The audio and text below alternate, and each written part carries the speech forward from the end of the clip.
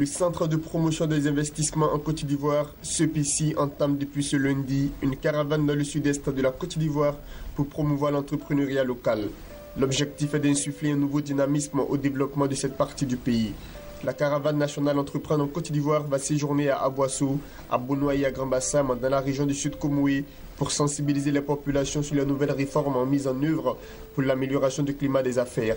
Véritable occasion pour vulgariser les services du CEPICI que sont la création d'entreprises, les avantages du code des investissements et la recherche de partenariats.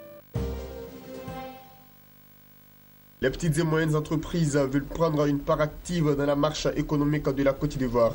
Leur ambition, atteindre 40% du produit intérieur brut ivoirien.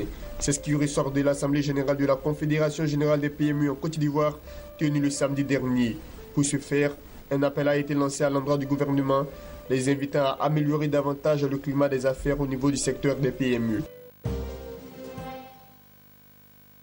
La surcharge des véhicules fait perdre annuellement 30 milliards de francs CFA à l'économie ivoirienne. C'est ce qu'a déclaré Célestin Karamoko, chargé d'études, péage et puisage au Fonds d'entretien routier lors du deuxième numéro du Club Mobilité. Une plateforme multiservice d'information sur les routes et les transports mise en œuvre par ActuRoute. Les stations de paysage d'Aloko à la sortie d'Abidjan, d'Anyama, de Bonoa, de Divo, de Yamoussoukro et de Wongolodougou devraient mettre fin à ce problème.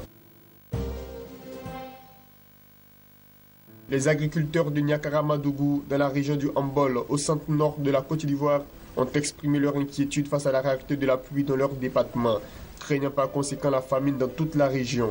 Après le dur mois de labour, les agriculteurs de Niakaramadougou n'attendaient que les premières pluies pour entamer les semis de la première décade fixée du 1er au 10 juin, mais en vain. Et pire, la deuxième décade, qui devrait se tenir du 11 au 20 juin, a connu le même sort. En absence de pluie, la campagne cotonnière 2015-2016, la production de riz et d'igname sont menacées. PSA Peugeot Citroën a signé un accord avec le gouvernement marocain pour la construction d'une usine à Kenitra, sur la côte ouest du pays, pour un investissement de 557 millions d'euros. Dans un premier temps, le site produira 90 000 véhicules par an. La production pourrait cependant atteindre ultérieurement jusqu'à 200 000 véhicules en fonction de la demande. Pour assurer la compétitivité du site, PSA s'appuiera tout d'abord sur des salaires très bas, une faible robotisation ainsi que sur des exemptions fiscales et douanières. La nouvelle usine de PSA renforcera le positionnement du Maroc en tant que plateforme pour l'usine automobile. En 2014, le chiffre d'affaires du secteur dans le pays a atteint 5,5 milliards d'euros. Ce chiffre devrait atteindre 10 milliards d'euros en 2020 selon les projections du gouvernement marocain.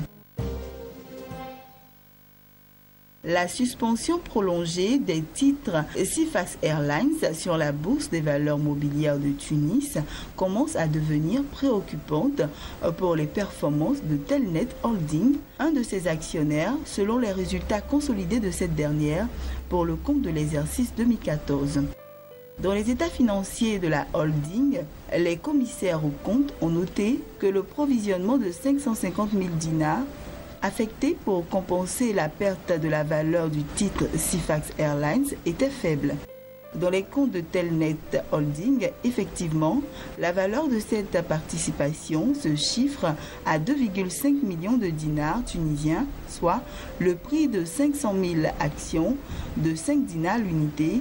Or, au moment de sa suspension en novembre 2014, la valeur boursière de l'action Sifax était de 3,8 dinars. Emboîtant le pas à Bob Diamond, l'ex-patron de la banque britannique Barclays, le milliardaire espagnol Alberto Cortina envisage de construire un groupe dédié aux services bancaires en Afrique. Après avoir lancé la Banque de Dakar, une banque d'affaires et d'investissement qui a entamé ses opérations tout récemment, Alberto Cortina mène actuellement un audit préalable en vue d'acquérir une banque de détail au Sénégal.